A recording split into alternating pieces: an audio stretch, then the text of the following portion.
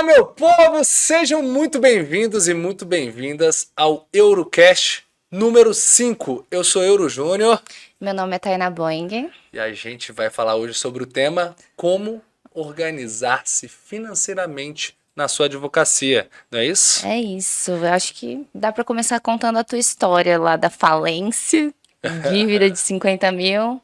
Conta um pouquinho pra gente. Cara, antes de mais nada, eu gostaria de agradecer os patrocinadores, né, do nosso evento, a imersão presencial do Método Euro, o Instituto CERS, a Oyster e a ADV Box, que está com a gente aí, que também estão patrocinando esse episódio.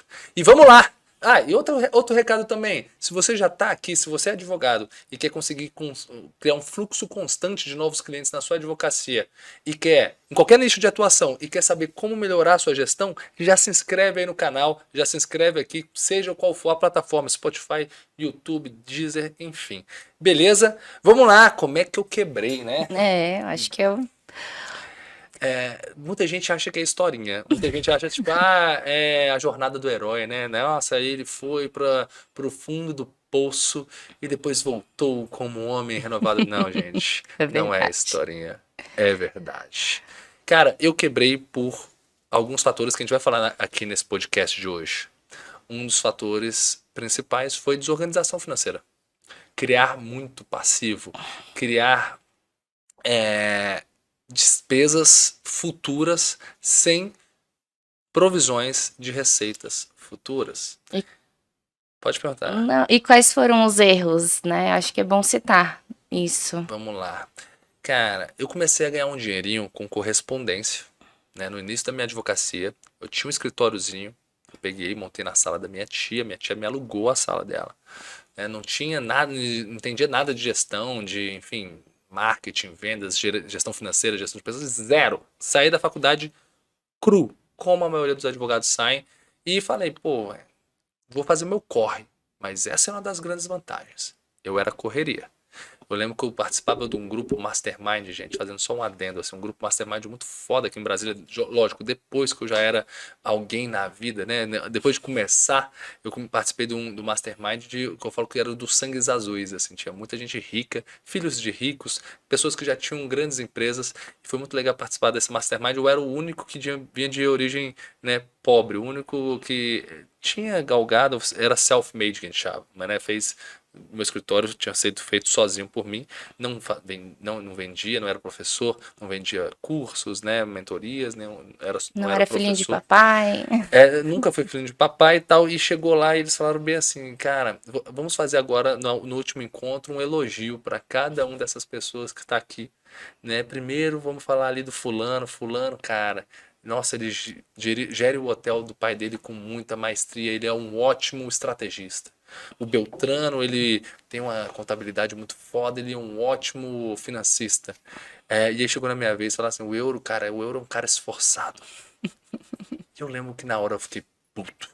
Eu falei, poxa, velho, esforçado, velho. Mas depois, hoje, eu vejo que ser esforçado, cara, o quanto ser esforçado é talvez a skill mais importante. Porque ninguém vence quem nunca desiste. Persistência é uma puta habilidade. E aí, eu era muito esforçado. Eu, no começo da advocacia, era correria. Nunca tive medo de trabalhar. Era generalista, pegava tudo que era ação, trabalhava até tarde, comecei a fazer correspondência para ganhar mais dinheiro e eu consegui algumas carteiras muito boas, que era uma carteira do Banco BMG e uma carteira do Banco da BV Financeira.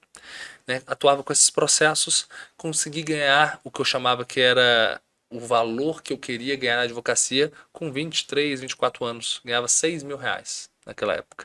R$ 6.000, gente, Era para quem não bastante sabe, dinheiro. é quanto ganha um analista judiciário. Né, ganhava naquela época um analista judiciário do Tribunal de Justiça do DF. E meu pai queria muito que eu estudasse para um concurso e eu falava, não quero, vai ter que trabalhar no mesmo lugar todo dia, não queria concurso público de jeito nenhum. Mas eu falava, como posso calar a boca, né, com todo o respeito do mundo, pai, mas como eu posso deixar que meu pai não reclame de mim? Cara, vou ganhar a mesma coisa que o analista ganha. E eu tinha conseguido. Mas eu cometi o erro que eu acho que a maioria dos servidores públicos também cometem, que é o quê? Você criar muita despesa. E aí eu fui e comprei uma kitnet, né? Era um apartamento de um quarto. Na verdade, numa kitnet mesmo.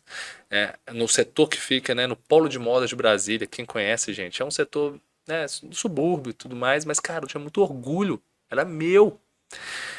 Financiei um estilo Sky Window. Não tinha nenhuma poupança, que a gente vai falar aqui hoje, né? Nenhuma, que eu chamo de capital de giro, capital de reserva. O que aconteceu? Eu tinha dívidas de médio prazo e minha receita, eu tinha um contrato com, né, um contrato com cada banco.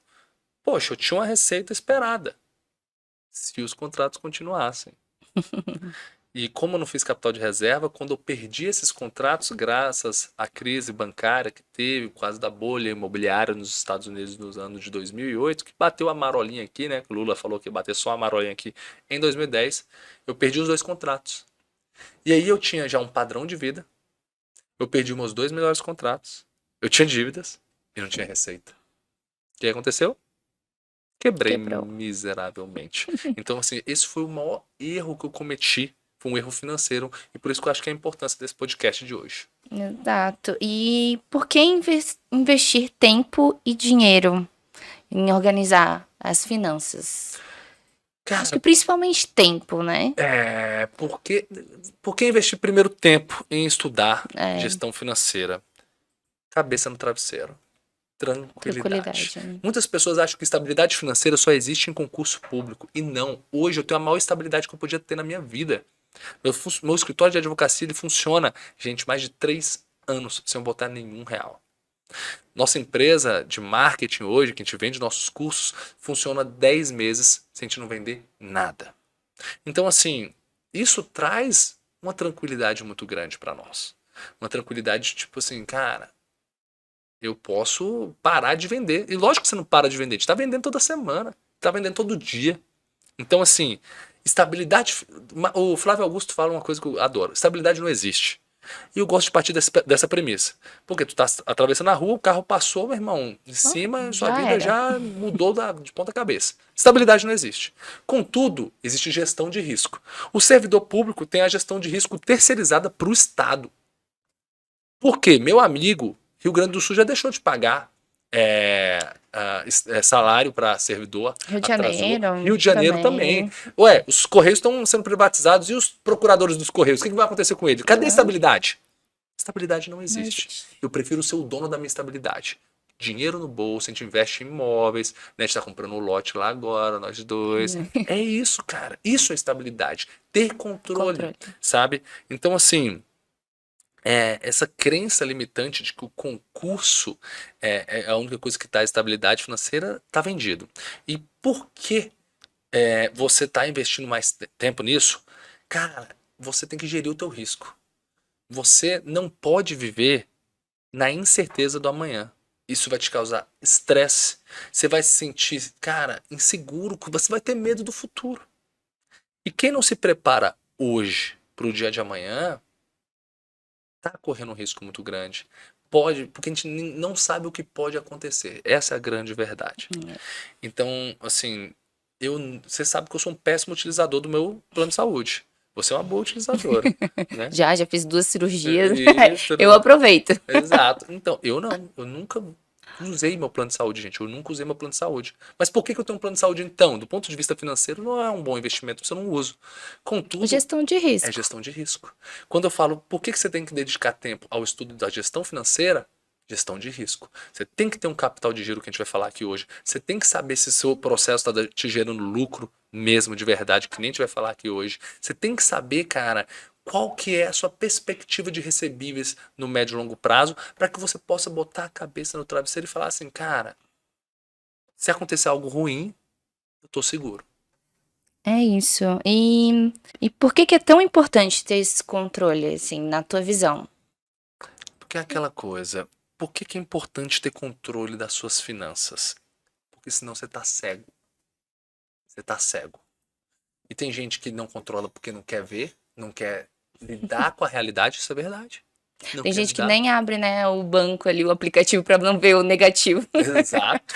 Tem gente, cara, que sabe que a operação não é lucrativa, mas como ele recebeu alguma coisinha por aquele processo, cobra lá 1.000 conto num processo, 1.200. Já vi muito aluno chegando no meu curso falando, cara, eu faço isso.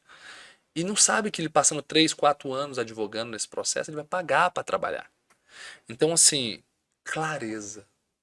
Clareza do que é bom para mim. Eu quero que as coisas sejam boas para mim e para o meu cliente. Né? A gente tem um lema, um hashtag lá no nosso escritório que é foco no cliente. Mas só vai ser bom para o meu cliente quando eu estou satisfeito, feliz de advogar para ele. Porque aí eu vou dar meu esforço, aí eu vou fazer o impossível para estar advogando para ele. Mas já notou que tem advogado que reclama de cliente? Ai, meu cliente me ligando, não sei o quê. Por quê? Muito provavelmente ele não teve ou a clareza financeira para saber se está recebendo bem naquele processo, ou ele sabe no fundo que está recebendo mal e ele já fica puto com o cliente, sendo que ele tinha que ficar O puto problema é com com ele, ele. que precificou errado, que não tem clareza financeira, que não controla as finanças.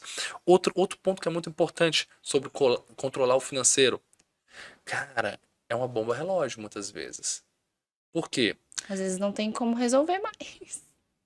Fluxo de caixa. Pô, se você tá ali amontoando o processo, você tem que contratar gente para trabalhar. E chega uma hora que a sua receita não paga mais a equipe e você ainda tem vários processos para cuidar, porque são anos, né, que o processo tramita, tu quebra. Vai acontecer a mesma coisa que aconteceu comigo. E quais são os maiores benefícios de ter o controle? E eu acho que não só o benefício, mas quais as vantagens também? Primeiro, é saber onde você está pisando, né? Assim, qual é a minha situação atual? Imagina que você entra no rio, você não entra com os dois pés de uma vez no rio, né? Uma água turva. Você quer saber, opa, aqui dá pé, você vai, né, com o pé atrás, outro na frente, você vai tendo, a partir do momento que você tem clareza, você se tranquiliza. Fazendo essa analogia, no financeiro é o seguinte, eu controlo primeiro minhas entradas, depois minhas saídas. Depois eu faço uma análise, né? Vem cá, tá sobrando? Hoje, atualmente, qual é o meu cenário? Depois eu faço projeções futuras. Eu tenho caixa para tocar esses processos que eu estou fechando? Aí, a partir do momento que você tem esse cenário, você tem que tomar decisões. E todas as decisões do meu escritório são tomadas com base em Números, né? números. Claro. Cara, esse produto vai ser descontinuado. Por quê? A gente acabou de descontinuar um produto. Por quê? Porque precatório. Cara, a gente fechou muito contrato. É um produto, gente. Essa daqui vale a pena ser contado. Coisas que vale a pena ser contada. A gente achou uma ação coletiva muito boa, que a galera ia receber 50, 60 mil reais. No DF, RPV, que é um sistema de pagamento mais rápido pelo governo, ele vai até 20 ou 22 salários mínimos. É muito pouco, é 22 mil reais, vamos botar assim, que você pode receber de forma rápida. Isso não é precatório. E aí, precatório, meus amigos, é décadas para você receber, mais de 10 anos para você receber. E aí a gente virou e falou, cara, mas saiu essa sentença, eu olhei e falei, gente, são mais de 2.000 servidores que eles não entraram com cumprimento de sentença. Aí eu fiz uma técnica de marketing que a gente ensina para os nossos alunos, é um acelerador do método advogado de agenda lotada, o acelerador do mal. E a gente jogava criativos, né, vídeos, posts só para esses servidores. Aí esses servidores vinham, falavam com a gente fechava o contrato. E aí quando a gente ia tentar emplacar TMP para eles, eles falavam, poxa, mas é precatório. E aí, eu confesso que a advogada que pediu para fazer isso, e eu, né, eu não tinha me atentado a isso, porque são tantas prateleiras que a gente cuida, são mais de 40 advogados, eu não tinha me atentado ao valor que eram dos recebíveis. Então, eu não sabia que era por precatório. Então, a gente começou a fechar contrato. Pá, pá, pá, fechando contrato, e ela tendo objeção de TMP, da taxa mensal de processo, que a gente vai falar um pouco sobre isso hoje, ela foi fazendo pelo êxito. Não, a gente fecha pelo êxito. Não, a gente fecha pelo êxito. Mas o que vai acontecer? Quando a gente tiver o êxito do cumprimento de sentença, que é rápido, porque já tem uma sentença coletiva transitada e julgada, né, já teve a decisão, já tem um crédito individualizado por servidor, é só entrar com o cumprimento de sentença e depois com o precatório. Mas só que a gente vai receber isso daí daqui a 10 anos. E aí, 10 anos, eu tenho que sustentar o fluxo de caixa disso. E aí, será que vale a pena? Eu acho que daí entra na pergunta de como. Eu acho que é o como. Como organizar financeiramente, né? Como você tem que separar o dinheiro do escritório, pessoal. Eu Aham. acho que Esse é um dos grandes erros. O advogado iniciante, e eu vou falar iniciante para não constranger aqueles que têm 10 anos de carreira e ainda E faz ainda isso, né? faz isso. Eles misturam capital próprio com capital da empresa. E quando você faz isso, você já perde a clareza. Por quê? O que que é despesa do seu escritório? É gasolina, é anuidade da OAB, é o seu aluguel. A cervejinha do final de semana entra na despesa do escritório? Não. Não. Seu aluguel da sua casa, né, privada entra no do escritório? Não. Então, se você for fazer.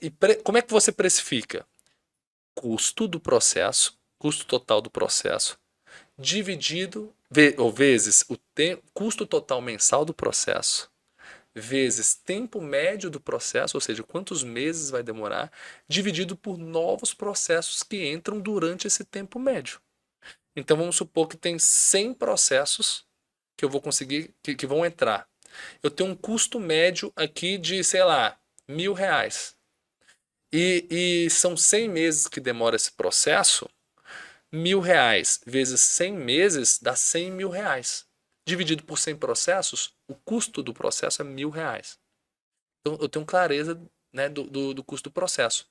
Porque eu pego esse custo vezes tempo, divido por número total de processos que vão entrar nesse tempo.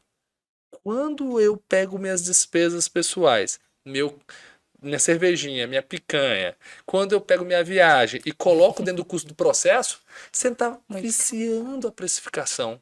Você está precificando errado. Então, assim, primeiro ponto, como precificar da forma. Como controlar as finanças? Como controlar as finanças? Isso. Primeiro passo é separa o que é despesa pessoal e separa o que é despesa do escritório. Primeira coisa que você tem que fazer. Ah, Euro, mas eu não tenho um CNPJ ainda. Cara, abre duas contas. Abre uma no Nubank Nubank e outra no Inter. Banco Inter. Pronto. Abre no Cora. Eu tô gostando muito do Cora, né? Eu acho que Cora é só PJ. E aí ainda vou dar uma dica aqui mais no final sobre qual é o momento de abrir uma PJ para fins tributários. Vou falar isso aqui hoje também. Mas aí beleza. Cara, você separou os dois. O que for pessoal, você só vai gastar aqui. O que for do escritório, você vai gastar aqui. Com base nisso, você já vai ter uma separação de origem de contas. O que é pessoal você deixa para lá, vem para do escritório. Você tem que registrar todas as despesas e todas as receitas. Tem gente que faz isso por planilha. É, eu ia falar. O Tem que é gente. mais efetivo? Eu disponibilizo inclusive uma planilha. Eu acho que assim, primeiro A passo, planilha. tem gente que não controla, já está errado. Segundo passo, tem gente que começa a controlar por planilha. Opa, já está Já melhorou. muito melhor. Terceiro passo, a pessoa que já entendeu que existem softwares que podem automatizar tudo isso. Poxa, Zero Paper, Conta Azul, tem várias ferramentas que eu poderia indicar para vocês para você regularizar isso. Hoje, o próprio ADV Box, que é um dos nossos patrocinadores, ele tem a parte financeira dentro do ADV Box, que ainda é integrada ao Asas. Ou seja, o seu software, seu gateway de pagamento, que você emite boleto, passa cartão nele, é integrado e já joga a receita de forma automática no seu software. E aí você consegue controlar a entrada e saída de forma muito clara. Muito claro. E aí qual que é o primeiro passo, então? Todas as entradas e saídas controladas para você saber a primeira coisa. Meu escritório é lucrativo?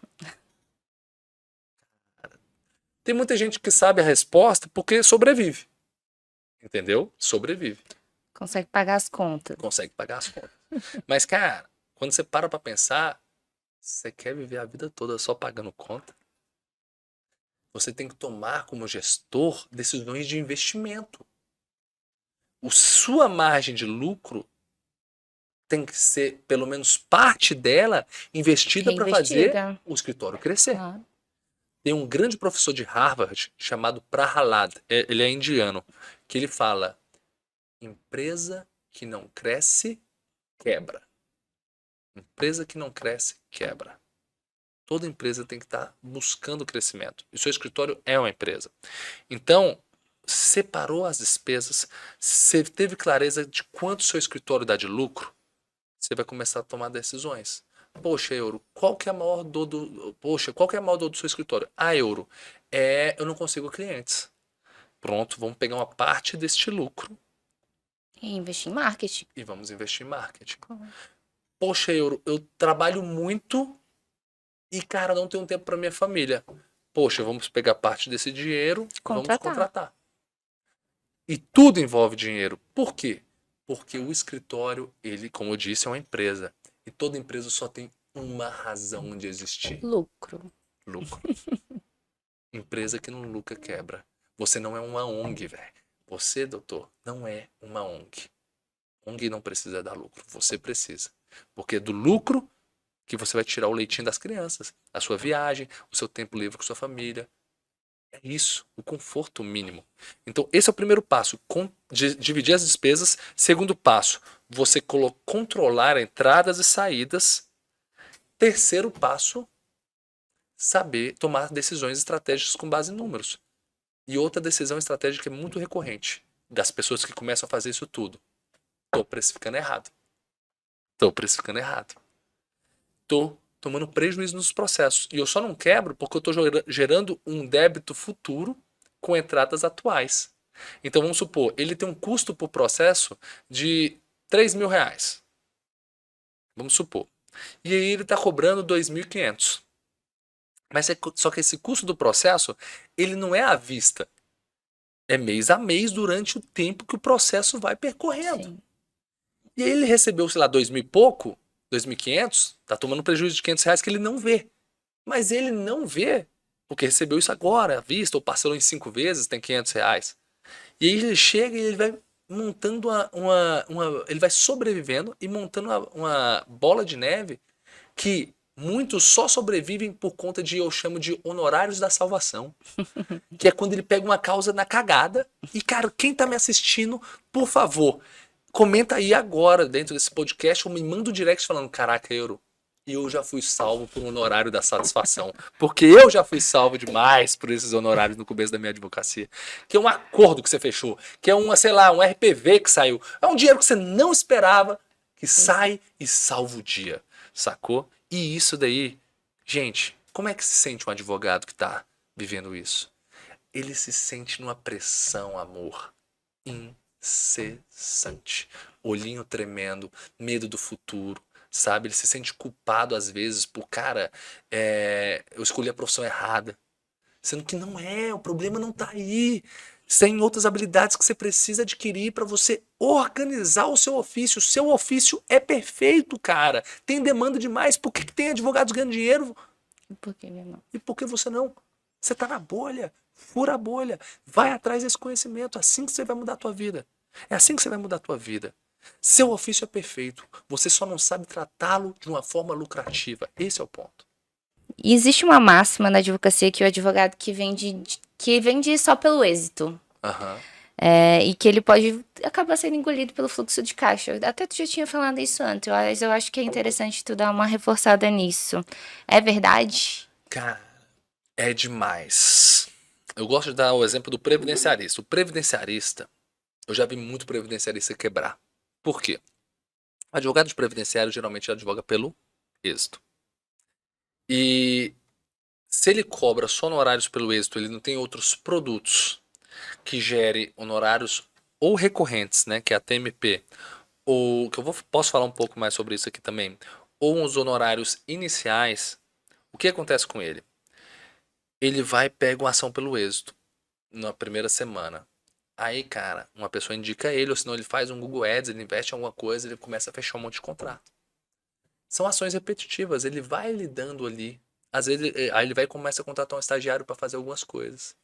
Tal, e aí ele vai amontoando a ação. E são ações que, como são pelo êxito, elas são fáceis de vender. Ele consegue vender de forma muito rápida. Ele faz análise de documentação. Qual que é a objeção da pessoa? Nenhuma. Nenhuma. Faz aí pra mim. Se eu ganhar, tu ganha. Porra, vamos nessa. Aí a hora que ele vai... Quando ele olha, passou 2, 3 anos, ele tá trabalhando feito um condenado. Mais alguns estagiários, porque ele não tem dinheiro para pagar um associado para fazer com ele. Ele não tá entrando dinheiro porque a justiça não é tão rápida assim. Demora 4, 5 anos para começar a ver os honorários. E esse cara começa a fazer, sabe o quê? Ou ele vai se prostituir, vamos usar assim, em outras áreas, para ver se entra algum honorário, pegando outras causas. E aí que ele trabalha mais, porque ele vai ter que estudar outras teses, outras áreas do direito que ele não tem familiaridade, e trabalha muito, trabalha muito, trabalha muito, aquela coisa, não vê os filhos crescer, né? Não vê os filhos crescer, ele não vê a esposa, crise no casamento, ele não cuida da saúde dele porque não tem tempo, engorda, aquela coisa assim, ele vai jogando a vida dele pelo ralo, cara. Estresse. Ou ele vende os processos dele. Já vi advogado fazer assim, cara, ele chama um sócio e fala, cara, É entra teu. com entra com a grana aí, vamos repartir isso para sustentar a equipe, porque eu tenho muito para receber. Mas daqui a um ano. E aí, às vezes, ele entra e faz esse movimento, cara, que não é algo superavitário para ele. Ele vai ter um déficit que, se ele tivesse diversificado os produtos dele, procurado, por exemplo, vender um planejamento previdenciário junto com as ações de êxito, ou se ele tivesse guardado um caixa, sabe? E feito conta. Opa, aqui eu não posso mais pegar ações. Por quê? Porque se eu ficar pegando mais ações dessas, eu vou ter que contratar mais gente. Se eu contratar mais gente, eu vou ter mais custo. E eu não estou recebendo. É a hora que ele vai e ele é engolido pelo fluxo de caixa dele. E tu falou do previdenciário, eu falo a gente, né? Porque agora somos um.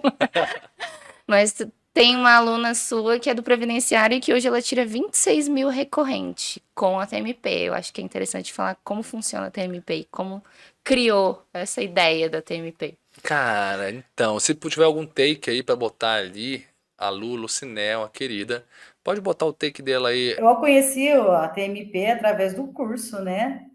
Já vai fazer acho que uns 11 meses que nós estamos aplicando a TMP aqui no escritório. No começo a gente ficou um pouco inseguro, porque ninguém cobra isso aqui, nem aqui, nem em Campinas, né? Na nossa região, né? Os honorários a gente cobrava antes no êxito. E hoje, assim, a gente está recebendo aí um valor de TMP aproximado de 26 mil reais. Então, isso vem de forma recorrente todo mês.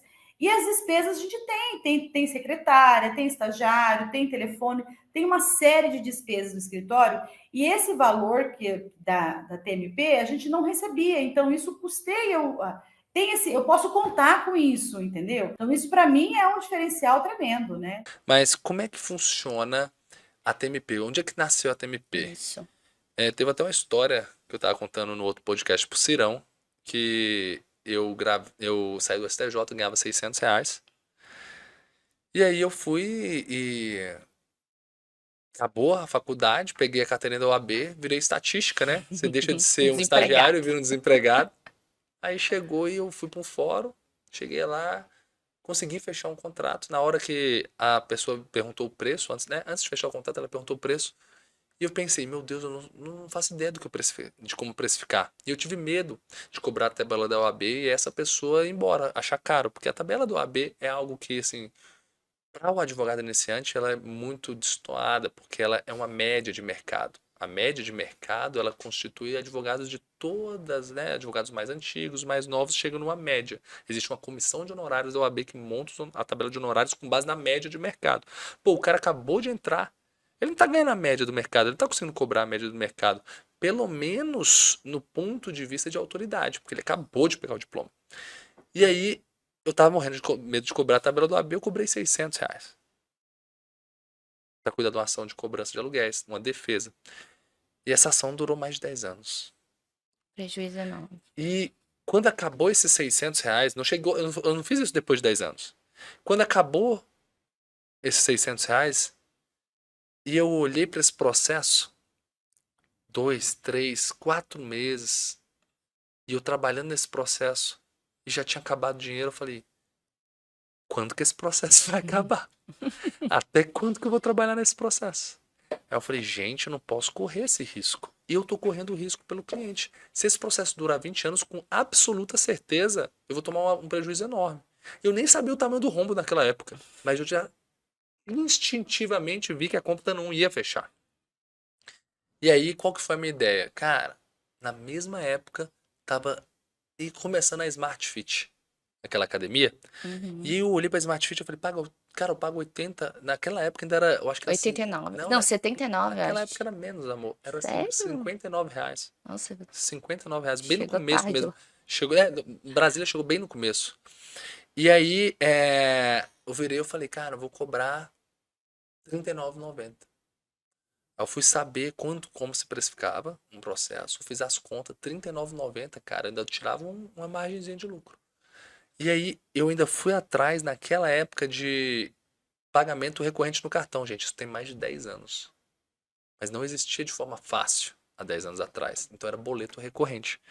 A gente já conseguia mandar o boleto todo mês para a pessoa e quando ele fechava o contrato já fazia o carnê do ano, do resto do ano. Aí dava o primeiro, quando virava o ano, mandava o carnezinho para todo mundo. E gente, as pessoas, lógico, a gente tinha uma taxa de inadimplência ali que Normal. beirava os 20%, mas as pessoas pagavam e com isso eu pagava as contas do escritório, entendeu? Foi assim que nasceu a TMP. Bom. E eu acho que é interessante também falar que as pessoas às vezes têm medo de demonstrar para funcionário ou até mesmo sócio, questões de números, né? Tipo a conta. É possível delegar a parte financeira? Acho que é interessante.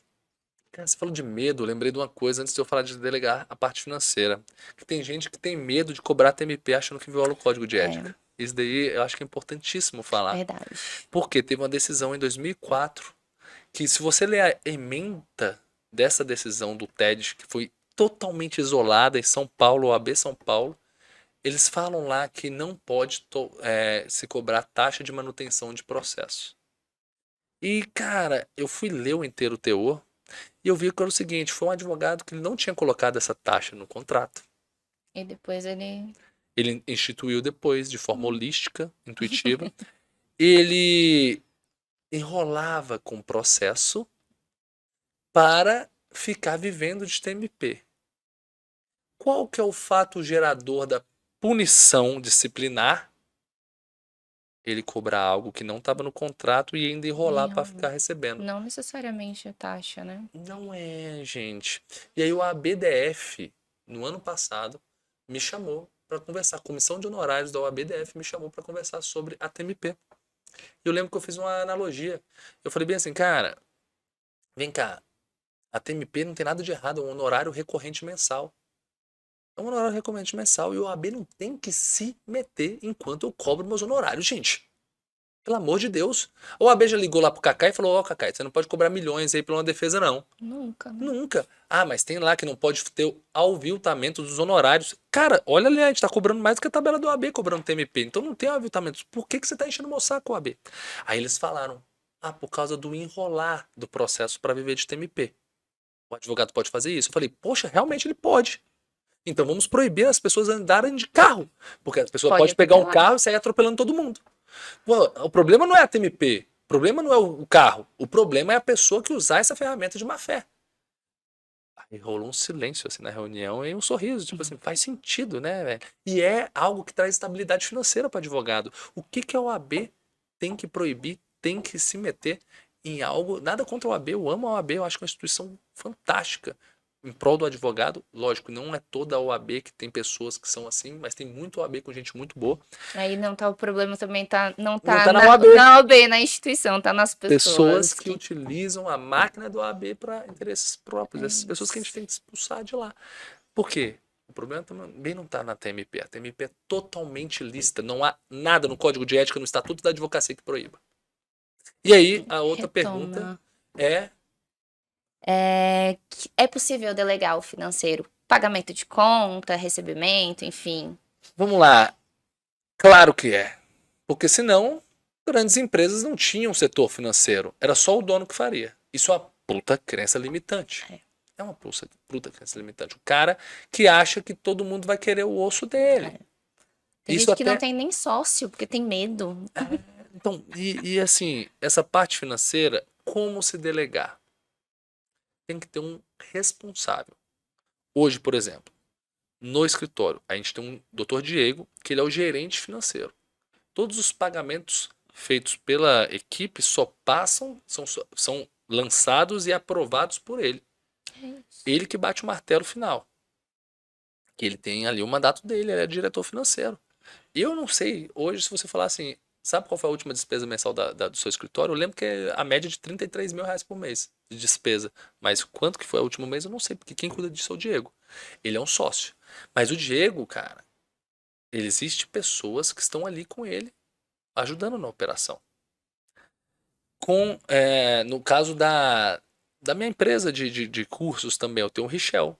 O Richel é uma pessoa CLT, contratada, que faz todo o financeiro, ele é fantástico. Mas aí na parte de aprovação de pagamentos que eu deixo para mim. E eu coloquei lá no banco o seguinte, aprovação de Confere. pagamentos acima de R$ 1.000. Menos de R$ 1.000, porra, não vou conferir tudo. A gente deixa lá, uma vez por mês eu bato o olho no extrato, vejo se tá tudo ok, porque é uma equipe enxuta. São 10, 12 pessoas, é uma empresa menor do que o escritório de advocacia, que é mais de 40 advogados, funcionários e tudo mais. Uhum.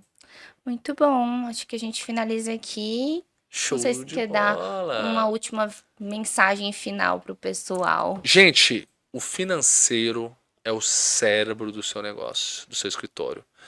A venda é o coração. A venda é o que pulsa o faturamento. Você está vendendo, tem dinheiro entrando. Mas o cérebro do seu escritório é o financeiro, são os números. Não adianta nada você ter um coração pulsante, mas viver de forma aleatória, sem racionalizar. Para racionalizar o seu escritório, você precisa de um financeiro organizado. E aí entra como instituir um bom prolabore para você, sem que você queime o caixa da empresa, como precificar da forma certa, como você ter uma rotina, por exemplo, de organização do seu bem, do seu inventário de bens para manutenção, para você não ter surpresa. Tudo isso a gente ensina no nosso curso porque a gente quer que o advogado tenha uma vida tranquila, tenha estabilidade financeira. Eu falo que a TMP é a mãe da estabilidade financeira porque ela traz renda recorrente. Mas, cara, junto com a TMP tem o quê? O capital de giro. A gente ensina também como estipular um capital de giro. Começa ali, ó, 10% todo mês, poupa, bota numa conta que você não mexe. E ali você vai tendo meses de contas pagas. Cara, o nome disso é tranquilidade. Gestão de risco, você olhar para o seu escritório e falar, poxa, graças a Deus eu posso viajar hoje. Se eu fechar o escritório no final do ano, delegar as coisas e mesmo que dê tudo errado, a gente tem capital de giro para sobreviver. Então essa é a mensagem que eu deixo. Muito Cuide do seu bom. cérebro, do seu escritório, cuide do Eu financeiro. acho que é legal até a indicação daquele livro, O Homem Mais Rico da Babilônia, para quem quer começar. Top, muito boa a indicação, muito boa, É muito boa. isso. É isso então, gente. Não deixe de curtir esse vídeo se você gostou, de se inscrever nesse canal, porque se você está gostando, você tem que acompanhar esse podcast aqui. Um beijo no coração de vocês. Tchau, tchau. Tchau, tchau.